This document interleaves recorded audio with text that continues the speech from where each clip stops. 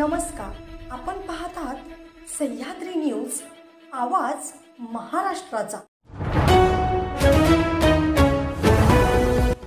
पंतप्रधान नरेंद्र मोदी यांच्या नेतृत्वाखाली भारतीय सैन्याने ऑपरेशन सिंदूर यशस्वी करत पाकिस्तानातील अतिरेक्यांना धडा शिकवून दहशतवादी अड्डे नष्ट केल्यानंतर भारतीय सैन्य दलाचे अभिनंदन करण्यासाठी खानापूरकरांच्या वतीने आज बुधवारी सकाळी 10 वाजता खानापूर शहरातून तिरंगा रॅली काढण्यात आली।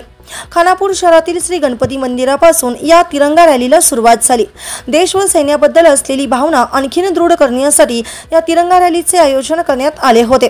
श्री गणपती मंदिर ते बलवडी नाका ते छत्रपती शिवाजी महाराज चौक, छत्रपती शिवाजी महाराज चौक ते जय श्री हनुमान मंदिर, जय श्री हनुमान मंदिर ते जय श्रीराम चौक, तसेच जय श्रीराम चौक ते चांदणी चौक आणि चांदणी चौक ते छत्रपती शिवाजी महाराज चौक आणि छत्रपती शिवाजी महाराज चौक ते गणपती मंदिर अशा पद्धतीने रॅलीची सांगता करण्यात आली।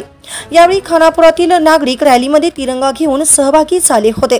रॅलीत भारतीय सैन्याच्या सन्मानार्थ घोषणा देण्यात आल्या। यावेळी देशभक्ताच्या घोषणांनी खानापूर शहर दुमदुमले होते।